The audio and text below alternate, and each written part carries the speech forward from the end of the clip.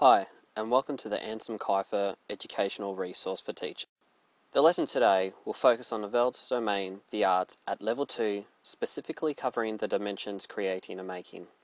For this first part of this lesson, students will use an iPad to create a digital painting of where they live. Using the Brushes app available for download on the App Store, instruct students to sketch an outline of their home and at least significant other landmarks they associate with this place. Next, students should begin to fill out their painting using two different colours. It doesn't matter if students go over the lines or they're a bit messy. Even a rough scribbling in of these two areas is sufficient enough just to give the students an idea of where they are to start painting from. Now, starting with the grounds and the sky, try to encourage students to use long brush strokes and to change up to different brush types, opacities, sizes, and slightly different colour shades. When the painting is done and printed out, we want to actually see the different types of brush strokes used. This is why we use different brushes and colours for a more powerful effect. Once students have finished this, the next step is to add other little bits of details. In my example, you can see I've added more definition to the bungalow at the front, the house at the back, and the property line along the left, as well as the neighbour's house on the top left of the picture. These last little finishing touches are there just in case you have early finishes, and they can add other little environmental details, such as plants. Students will need to print out their completed digital painting. As I found out, the painting should be printed out in a high quality setting. This is so we can see the clarity and definitions of the different brush strokes and different shades of colour used by the students. Otherwise, the result can make otherwise detailed paintings quite flat. The materials you'll need for this exercise are some stiff cardboard, a rag for wiping away excess glue, some isopol sticks for smearing the glue, a plastic cup holder for the isopol sticks, and some standard school issue PVA glue.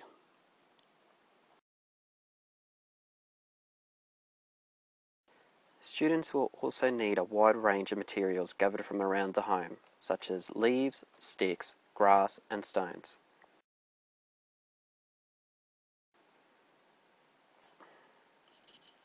The first step is to glue our painting to some hard cardboard.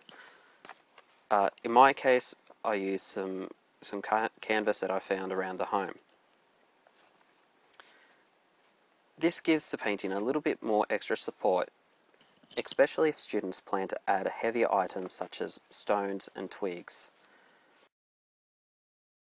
After the glue has dried a little, students can start adding their items to the painting. The best way of going about this is applying glue directly to the area you want the objects to go.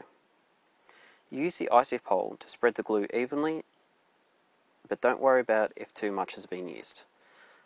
A lot of the items may need a significant amount of glue so it can really stick to the canvas. Remember that students should place the items in a meaningful way. For example, I'm placing the stones here in the driveway because that's where they belong, but also because it reminds me of the really bad storm that we had not too long ago and how much of the gravel was taken away with the downpour.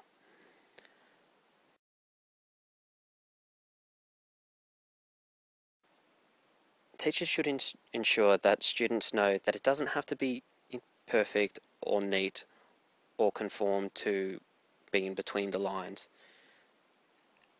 Draw their attention back to the work of Anselm Kiefer and show them his rough, abstract interpretations and how unlike traditional neat styles of art they are.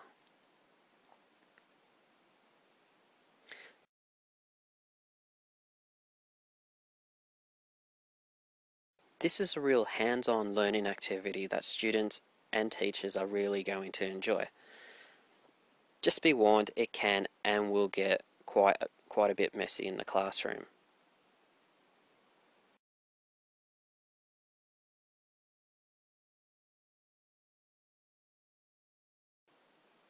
Make sure your students know to use the rag to wipe away any excess glue build-up to avoid the big lumps of dried glue from ruining their paintings.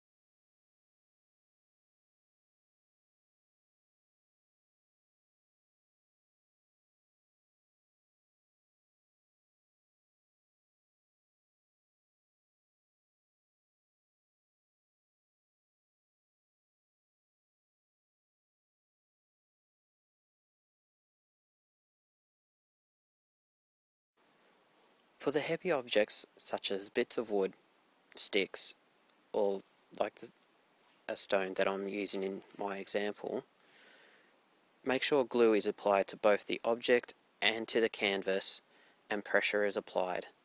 This really assists in helping the glue bond properly to the surface.